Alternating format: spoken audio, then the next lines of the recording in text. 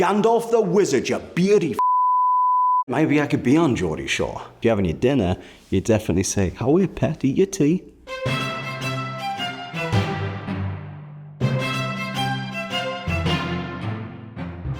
I moved out of Newcastle, which is the home place of the famous Geordies, in 1993. So I'll see what I can do. Geordie Shore. Well, I think Geordie, how many seasons of Geordie Shore? I mean, I don't know. This would just be a wild guess. Like 10, 12, 25 seasons of Geordie Shore. I got a lot of catching up to do. Maybe I could be on Geordie Shore. A little cameo on Geordie Shore, a night out on the Tyne. I'm calling my agent. It's a reality show, I believe, about the drinking culture in Newcastle. It used to be all shipbuilding and super industrial, and then all the shipbuilding closed down. And so all of those big warehouses and everything have been turned into nightclubs and bars and restaurants and stuff. That was kind of after my time, but I believe that's like a place to go out drinking and causing mischief now. So I've never seen Geordie Shore, but I assume it's all about like people going out for nights out, drinking on the Tyne. Being on Biker Grove. Being on Biker Grove is the most Geordie. That's where I got my start in my career. It's all laid on in this game. All we have to do is look good and cash the checks. There's a neighborhood called Biker, which is where my father was from. Really historically super rough neighborhood. But there was a TV show called Biker Grove where I grew up, and it was like the only TV show in about like a, 200-mile radius that was shot where I was from. And so it was like this tiny little emblem of hope that it was actually possible to become an actor coming from Newcastle. When I was 18, I'd already started pursuing hopefully a career in film by going to film school and studying film. It was Christmas Eve, and I was in Newcastle doing Christmas shopping. I had like this foolproof system of doing my Christmas shopping. I'd wait till Christmas Eve. I'd go out at about 11 a.m. to do Christmas shopping and go to the pub and get really drunk until about 2, and all the shops closed at 5, and then I would do 3 hours of Christmas shopping and do all my Christmas shopping. And so I was in JD Sports at about 4:30 in the afternoon Christmas Eve, trying on some sneaks for my brother and sort of dancing around. And this lady was looking at me, so I blew her a kiss, just being the cheeky young man that I was. And it turned out that her name was Elizabeth Binns, and she was the production manager for Biker Grove. And she came over and said, "You're a charming young man, aren't you?" And I said, "On my good days." And she said, "Well, have you ever thought about acting?" And I went, "Well, yes, I have." And now here I am. Saying why I.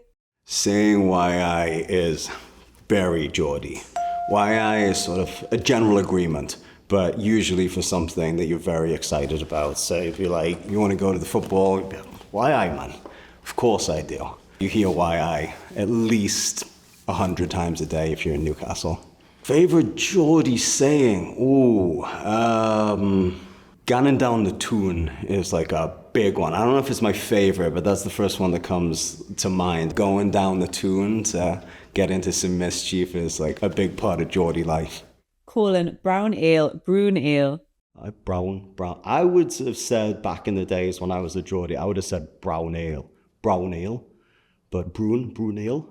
I'm gonna say no, brune ale. I would say brown ale. Brown ale is the pride of Newcastle. It's kind of like Guinness, I suppose, in a way. It's like a very punchy, strong, heavy, thick ale.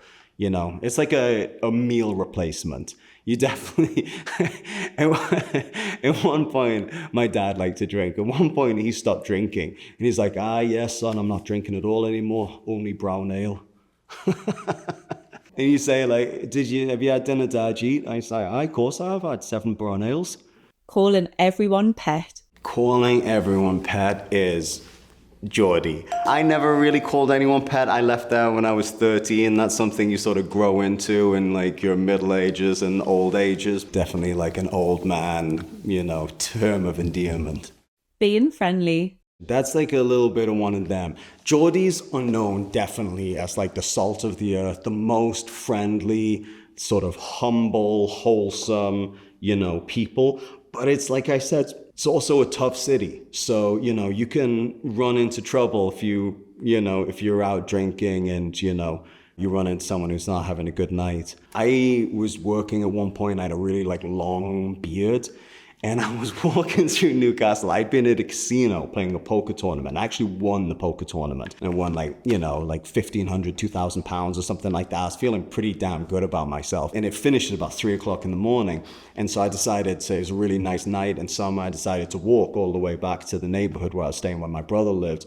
And this group of young scallies, which is a Northern English term for rough street guys. You might say like a homie. It's like a scally, like a scallywag. These group of scallies stop me in the street, and one of them goes, "Here, man, are you that film star?"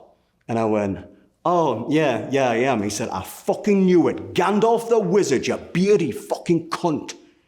And they all, one by one, walked past me and was "Wanker, knobhead, twat." And so that's also the flip side of Geordie hospitality. People from Middlesbrough. Oh, now we're getting really controversial. I am saying not Geordie. Sorry, people from Middlesbrough, but you didn't make the cut. I thought that to be a Geordie, you had to be able to live in one of the neighborhoods like Byker, Walker, or Wallsend, one of the neighborhoods where you could hear the bells from the shipyards. Although Google AI could not confirm that for me just now. I did get a lot of information about King George, who I guess was a king involved in the Jacobite Rising that had a huge following of people from the Northeast. And in honor of King George, a lot of people started calling their first son George. And it became so synonymous with the people of the Northeast that we started to become called Geordies, which I don't know, subconsciously maybe was in my mind because I had a cat that I was obsessed with for 20 years, who was my best pal and my ride or die buddy, who I called George. So obviously I had an affinity for George, being a Geordie also. Cheryl Cole. Cheryl Cole, Geordie or not Geordie? I'm saying that she is Geordie, but from your face, I'm saying, I would say not Geordie, but I'm changing my mind. No, I was saying Geordie, but I'm changing my mind and saying not Geordie. I believe she was on Byker Grove, or maybe not. This is terrible. I sort of know who she is. I failed. I'm sorry, Cheryl. I failed you. But yes, turns out or maybe the most Geordie of all. The Tyne Bridge. The most Geordie.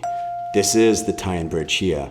So I actually just looked this up because I had the idea in my mind. On the bottle of Newcastle Brown Ale, there's a star, and in the center of the star is this Tyne Bridge. If you look there, you'll see it's very similar to the Sydney Harbour Bridge. And I was under the assumption, or that I just remember being told at some point that we sort of tested the design to make sure it worked here before they built it. So this is a 1/3 replica of the Sydney Harbour Bridge. I don't know if it was true that we were testing the design, but it wouldn't surprise me.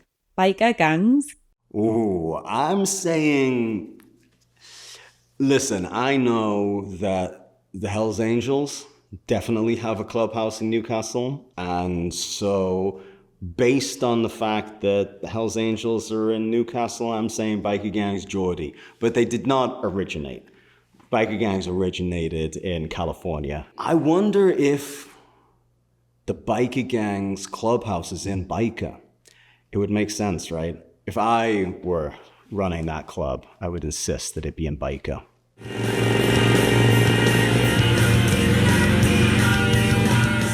There was a real tipping point with Sons of Anarchy. We made that show for a shoestring budget. Even as being as cheap as it was, I think it was very hard to justify giving us a second season because nobody watched it.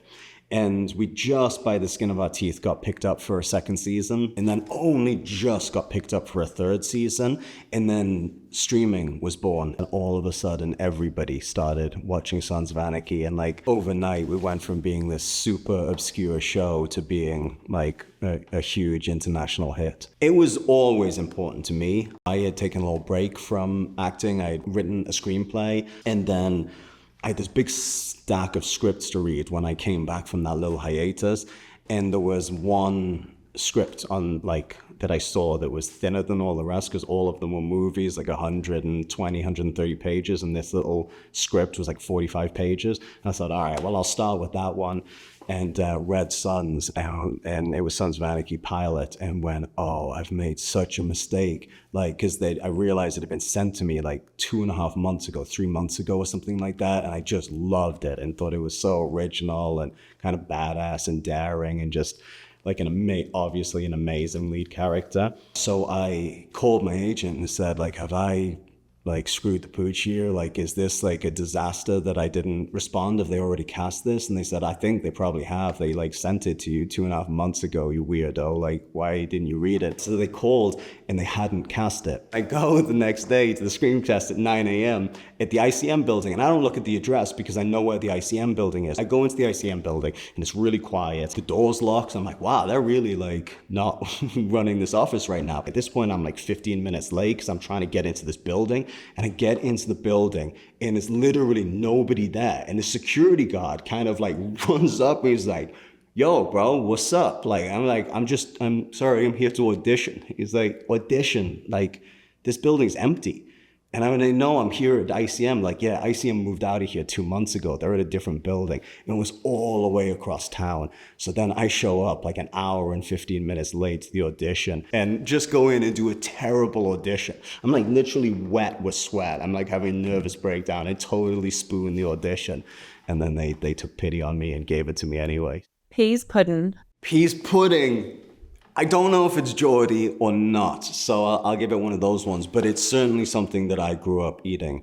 I've never even thought about peas pudding in years. I guess it's sort of like Newcastle's version of hummus, but instead of chickpeas, you would use peas, and you kind of like whip it up into like a mush, and often have it on sandwiches. Like, I think it's most often paired with like a pulled pork sandwich. You'd have like a pork and peas pudding on a stotty, which I think is also, am I predicting a question here? I think a stotty is also a Newcastle invention, which is kind of quite a light, round loaf of bread. I turned vegetarian when I was 12, and I think they cook peas pudding with like pork fat or whatever. So I've not had it since I was 12, but I remember loving it. Alan Shearer. Alan Shearer, I know a hero of Newcastle Football Club. I do know that. I don't know if he's from Newcastle or not. I think he is.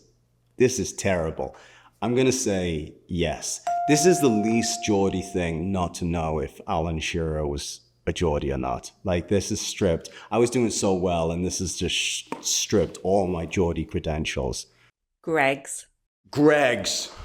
Top 3 of all Geordies. Greg's is an incredible bakery, like pasties particularly. Sausage rolls are a huge staple of Greg's. Mince pies, but like not like the mince pies you get at Christmas, like sweet mince pies, but like a mince pie or a mince pasty. They got a lot of delights, Greg's. Ed Gein. Not Geordie. Not Geordie. Is this okay? Ed Gein is a character that I just played in the 3rd segment of the Monster anthology show, Ryan Murphy's Monster. The 3rd season is Ed Gein, who was known as the Butcher of Plainfield, Wisconsin. And he was probably one of the more influential characters of the 20th century that very few people know about. He was the direct inspiration for several films, specifically Psycho initially was very directly based on Ed Gein, and then Texas Chainsaw Massacre and Buffalo Bill and Silence of the Lambs. Prior to the films that Ed inspired, the monsters of society, or like the monsters of culture and filmmaking and the way we thought about monsters, was really like Frankenstein and Dracula and werewolves and stuff like that. And after Ed Gein, like the monsters became us. Referring to dinner as tea. Referring to dinner as tea is definitely Geordie. You have your breakfast, lunch, and tea. If you're having your dinner, you definitely say, "How are you, Patty? Your tea?"